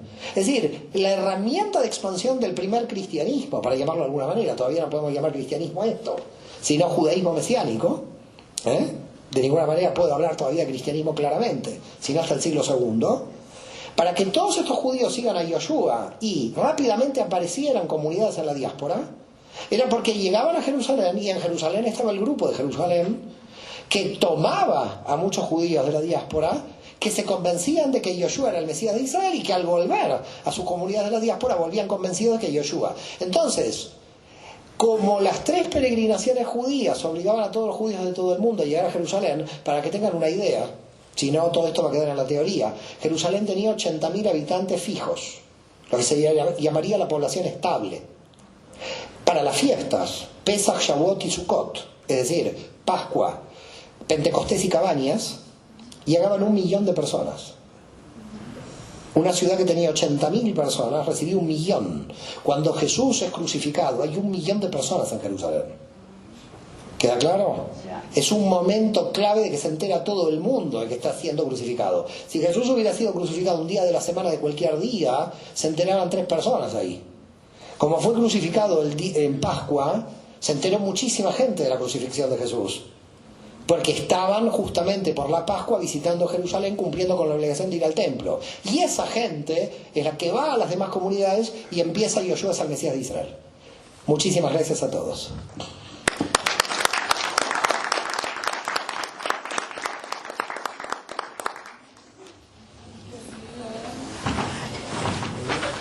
Dios sigue jugando. Bueno, creo que hay preguntas. Estamos con las preguntas. Ok. Entonces, vamos a entrar en un periodo de preguntas y respuestas por parte del doctor. Nada más vamos a seguir la siguiente dinámica. Si usted va a formular una pregunta, realmente va a tener que pasar para acá, no pasa nada, porque pues tenemos aquí 2 micrófonos, ¿no? Entonces, le vamos a pedir por favor que sea muy concreta en su pregunta, si puede su pregunta no pasar más de 1 minuto, y ya esperamos la respuesta del doctor. Así que, pues, aprovecho que ahorita tenemos aquí en Los Ángeles al doctor Mario Serrano. Entonces, ¿puede ser una o más de una? No, Esto es peor que un examen. A mí me dan menos miedo los tipos del tribunal doctoral, que cada uno pase aquí a hacer una pregunta. Buenos días, doctor. Buen día. Es que me surgieron dos preguntas y la tercera ahorita, pero estas dos son para mí las que traigo mucho. Habló ahorita usted del concepto del Mesías y dio tres interpretaciones que en ese entonces se daban, pero yo quisiera saber exactamente en el tiempo de Yeshua, exactamente en la mente judía, cuál era la que se esperaba. Ya que después Pablo interpreta lo que usted dice, que no, después va a entrar primero los gentiles y después, ¿no? Pero en el tiempo donde Yeshua estaba vivo predicando, ¿cuál era en la mente judía exactamente el concepto del Mesías y el por qué Yeshua da otra cara de ese concepto que el mesianismo judío esperaba? Esa es una.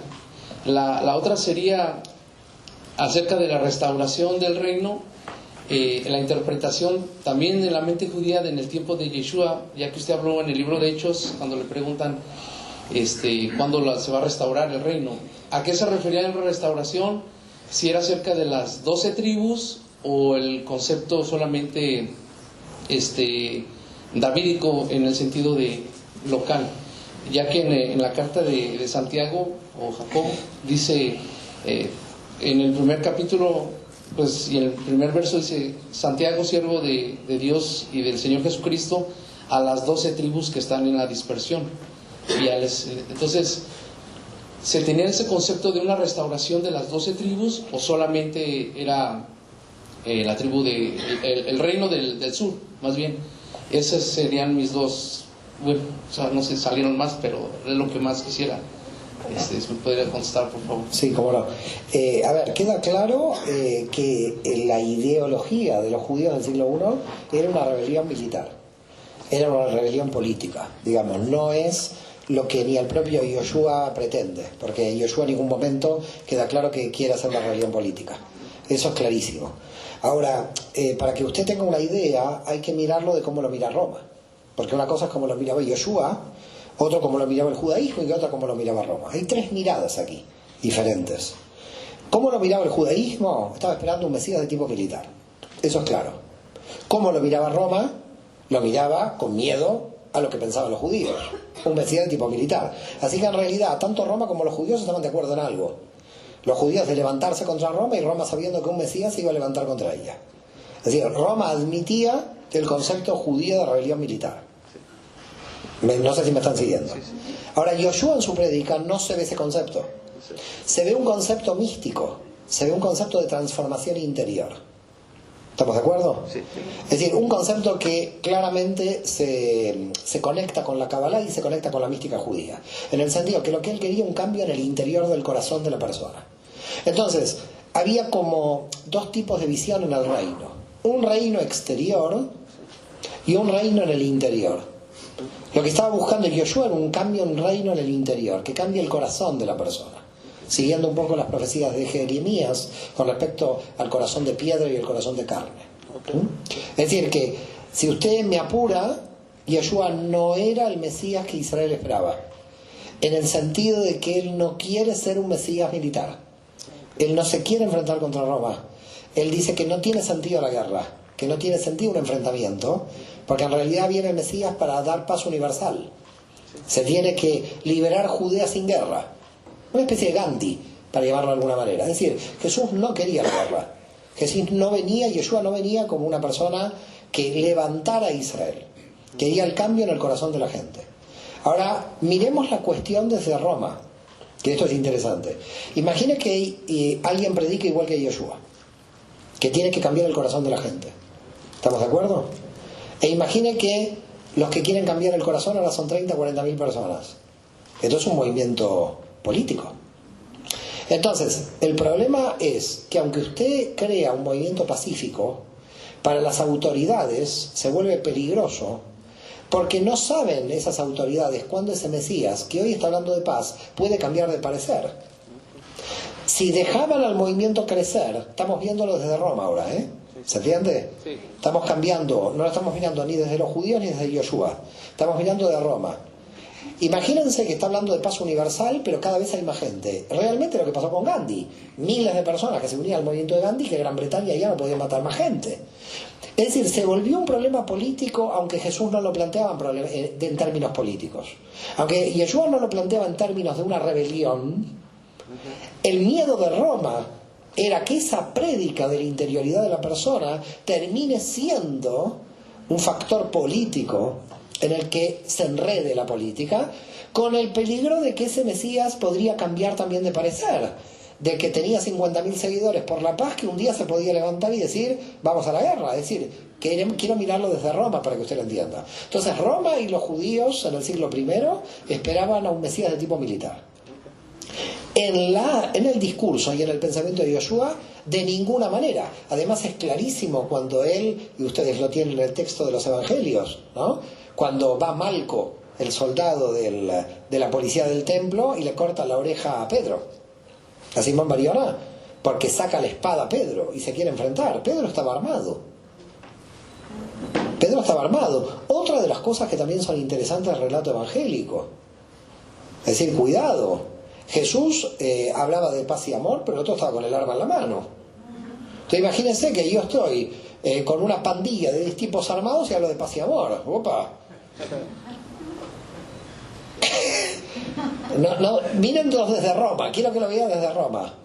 ¿Se entiende? Mira, habla de paz y amor, pero están a oscuras en el Monte de los Olivos a las 3 de la mañana, que se ve hay luces que dan vuelta por ahí con tipos armados.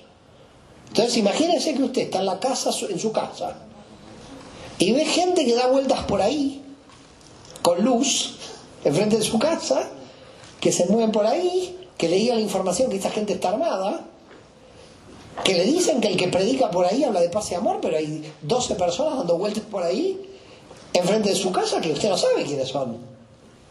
No sé si entiende, quiero que lo vea del otro lado, porque es que si no lo ve del otro lado, siempre estamos como que somos los buenos y los malos. No, hay que mirarlo del otro lado. Están las casas de los saduceos, mirando al Geinom, al valle del infierno, mirando al Monte de los Olivos, y por el Monte de los Olivos se ven luces a las 3 de la mañana de gente que anda por ahí. Y los sacerdotes miran y dicen, ¿qué es esto? ¿Qué pasa? ¿Estos no sabían que podían bajar del Monte de los Olivos? Les podían venir a matar. Decían, vamos a enviar a la policía. ¿Usted qué hace si ve gente sospechosa en su casa? ¿A quién llama? ¿No llama a la policía? Bueno, los del Sanedrín hicieron lo mismo. Ahora sí que dijeron, hay gente que se mueve por ahí, yo no sé ni quiénes son, vamos a enviar a la policía del templo. Cuando llegó la policía del templo, Simón Bar-Yoná sacó una espada. ¿Cómo estaba armado Simón Bar-Yoná? ¿No era que predicaba el amor? No, estaba armado Simón Bar-Yoná. Pero quiero que vean que estaba armado Simón Bar-Yoná, aunque Jesús predicara el amor. El miedo de Roma es que si Jesús desaparece y viene cualquiera de estos con la espada en la mano, podían predicar lo contrario. Y vuelvo a reiterar que esto se conecta con lo que dijimos antes, el versículo 6 de Hechos de los Apóstoles, capítulo 1, donde le dicen, ¿cuándo restaurarás el reino? Con lo cual seguían pensando los apóstoles de que iban a levantarse contra Roma. Por ese motivo, probablemente, las nuevas investigaciones hablan de que Judas era el que más amaba a Jesús, y que en realidad lo traiciona cuando se da cuenta de que no es el Mesías militar que estaban esperando. Porque lo que pretendía Judas era que creía que este Mesías se iba a levantar.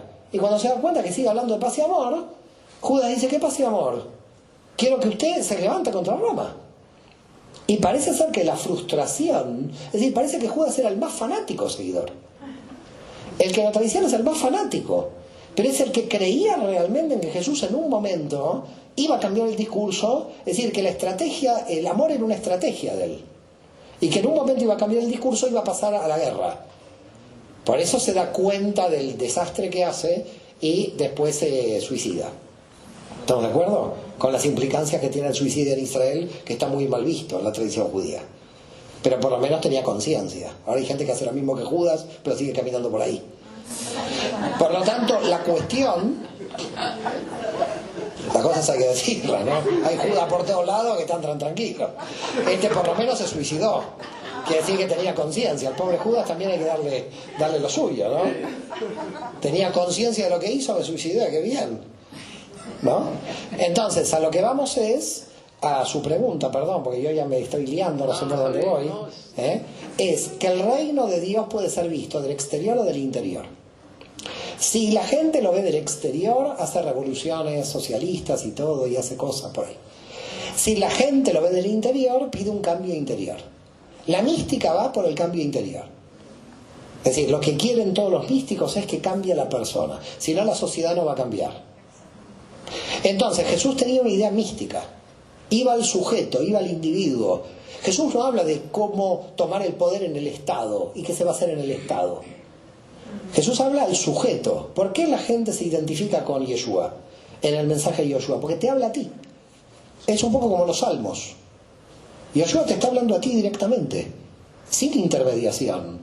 No es como Moisés, que dice, vamos a construir un pueblo, un Estado. El pobre Moisés estaba en otra cosa. No le hablaba a la gente directamente. Moisés crea un pueblo. Los objetivos entre Moisés y Yeshua son diferentes.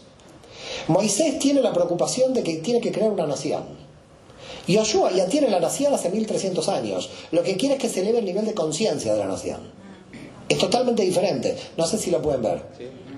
Moisés no quiere elevar el nivel de conciencia de la nación. Quiere salir corriendo de Egipto y ver cómo puede crear un pueblo. Así que no se puede comparar la ley de Moisés con la prédica de Yeshua, porque son dos cosas diferentes. Sus objetivos son diferentes. El objetivo que va a tener Yeshua es elevar el nivel de conciencia. En realidad es un místico, Yeshua. Es un hombre que quiere el cambio del interior del sujeto y entiende el reino en términos del cambio del interior del sujeto. En cambio, en términos del interior de la persona. Lo que quiere Yeshua es que tú cambies en tu nivel de conciencia. Lo que quiere un cabalista, lo que quiere un místico, lo que quiere un sufí, que tú cambies en el nivel de conciencia. ¿Qué quería el pueblo de Israel? Olvidémonos del cambio del nivel de conciencia. Hay que hacer la guerra santa. El pueblo de Israel en la época de Yeshua eran celotes. Matemos romanos, que eso honra a Dios. Esa es la visión del pueblo judío. Se quieren liberar de Roma. ¿Queda claro? Jesús dice, no tiene sentido matar, no tiene sentido liberarse de Roma. El mal está en el interior de cada persona. Estamos hablando a nivel individual, ¿se entiende de qué? Entonces, si usted habla a nivel individual, Yeshua le resuena. Y le resuena porque es un místico, se comunica con usted. Y por lo tanto el reino que él propone es un reino de elevación individual. Vino una situación paradójica con el cristianismo, porque el fundador del cristianismo, que no sabía que era el fundador del cristianismo, esto también es lo más paradójico, Yeshua, esa religión va a asumir el poder en el Imperio Romano luego. Una religión que no estaba preparado para tomar el poder del Estado, porque había nacido de una persona que quería el cambio del sujeto, no el cambio del Estado. Y la religión judía, que desde la época de Moisés seguía una ley que tenía que regular el Estado, con la diáspora se quedó sin Estado. Entonces, en el siglo I, siglo II, pasa una cosa muy rara. Como el mundo judío había perdido el Estado, ahora la ley de Moisés se tiene que interpretar de manera individual hacia el sujeto. Y como el cristianismo que había nacido por el cambio interior del sujeto había tomado el Estado, ahora ¿qué quiere decir un Estado cristiano? Porque en realidad Yeshua hablaba a cada individuo, no a la construcción de un Estado. En realidad lo que sucedió fue una cosa rarísima. El judaísmo nace por una creación nacional de crear un Estado, pero al perder el Estado termina místico, y por eso se desarrolla la cábala en el mundo judío. Es decir, el mundo judío en realidad al perder el Estado sigue el camino de Yeshua con el reino, porque tiene que tener la transformación individual. Y el mundo cristiano se ve con las legiones romanas como el poder. Es decir, se ve paradójicamente tomando el gobierno del imperio que mató al Mesías. Una situación muy extraña de la historia, no sé si la pueden ver.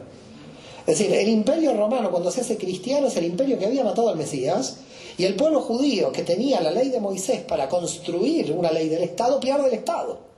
Por lo tanto, el judaísmo bajo la ley de Moisés se tiene que volver una religión individual que hable al sujeto en términos de Yeshua, y el cristianismo no sabe cómo ser religión ahora del poder.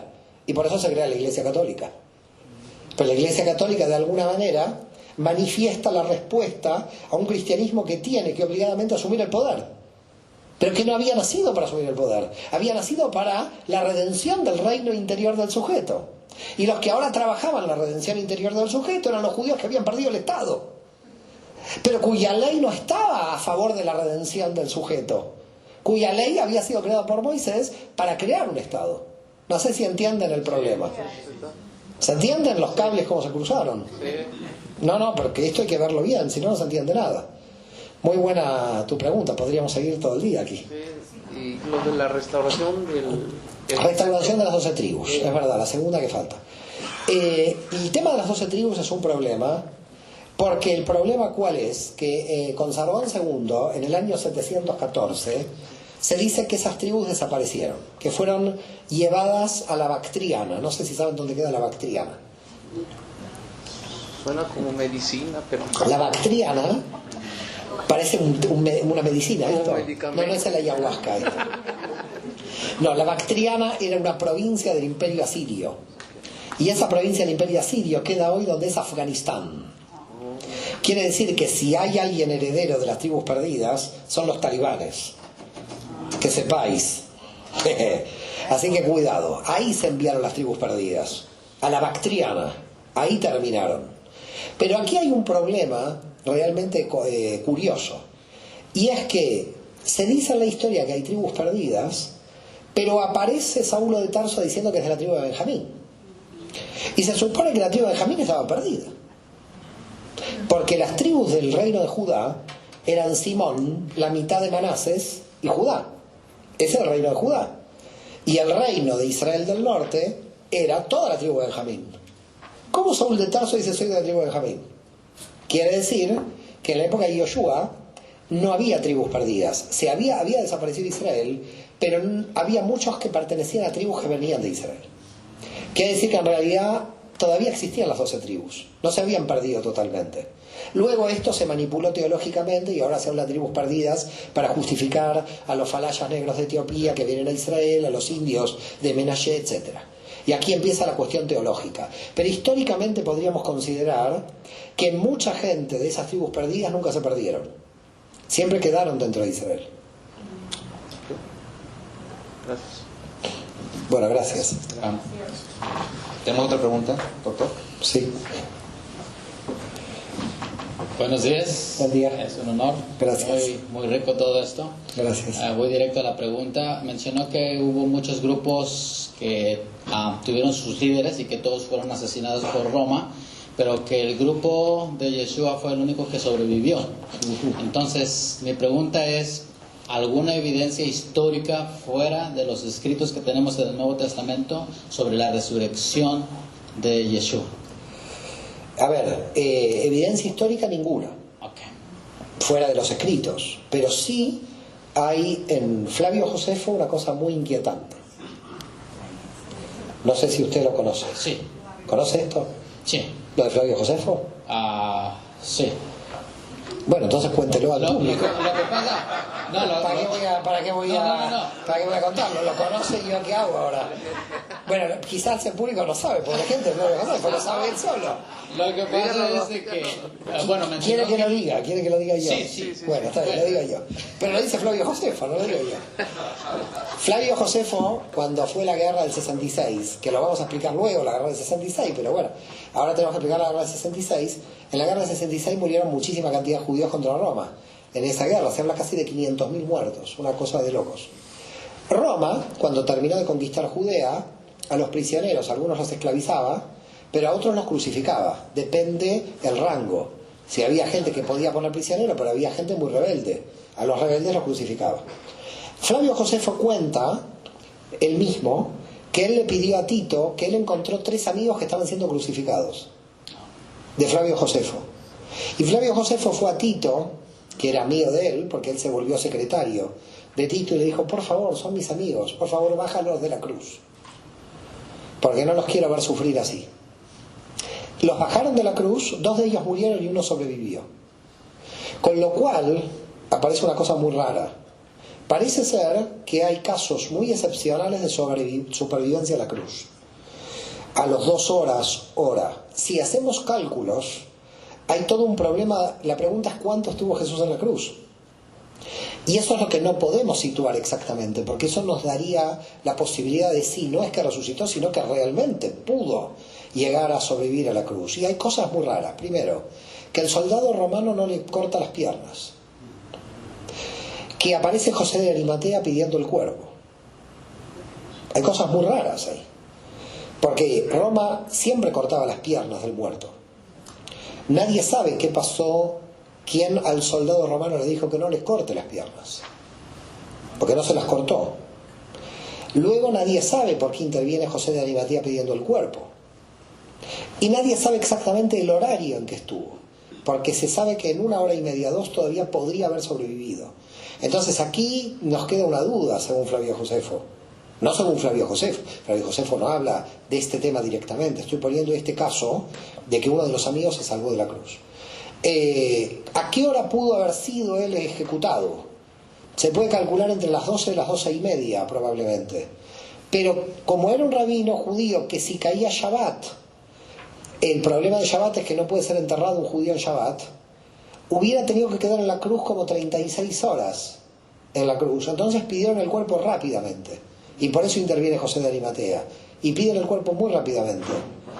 Pudo haber pasado que pudo haber sobrevivido. Esa puede ser una posibilidad. Puede ser una posibilidad. Pudo haber pasado que pudo haber sobrevivido. Después hay unas teorías más alocadas que yo ya no sé, no estoy tan de acuerdo, donde las puedo explicar, pero que ya las veo fuera de... Esta es la que quizás más se acercaría a una posibilidad. No ruptura de piernas, José de Arimatea pidiendo el cuerpo, y entrada el Shabbat de que no querían que dejar el cuerpo ahí. Eso quedaría entre comillas, ¿no? Las otras teorías que se barajan es que Tomás pudo haber sido un gemelo de él, porque Tomás quiere decir gemelo, entonces a los que vieron resucitado pudieron haber sido el propio Tomás, que era muy parecido a él. Después hay teorías que ya no... Pero esta, como tiene fundamento en Flavio Josefo, de que había gente crucificada que podía llegar a sobrevivir. Esto queda en el misterio de la historia, nunca sabremos realmente lo que sucedió. Ahora, pudo también haber pasado algo desde el punto de vista místico, que en la tradición de la Kabbalah y en la tradición de Israel sí existe, y es la aparición del alma del sabio o del maestro a las personas. Que no haya sido una resurrección física, aunque bueno, ya sabemos que Tomás él le dijo pon la mano ahí, ¿no? Y que fue física, porque en la tradición de la Kabbalah existen muchos maestros que aparecen a sus discípulos, o visualmente o en sueños. También se podría pensar en un tipo de resurrección de este modo, pero esto no sé si lo sabremos alguna vez. Bueno, qué fuerte se viene este seminario, ¿eh? Ya estamos en la resurrección a la 1:30 del seminario, qué miedo. No sé cómo va a terminar esto. No sé si tenemos tiempo de más preguntas. Sí, tenemos dentro de la agenda, queremos dar 20 minutos de break para que pueda descansar su voz, doctor. O no sé cómo usted. Bueno, dejamos 20 minutos y seguimos. Ok, entonces tenemos 20 minutos para eso. Gracias.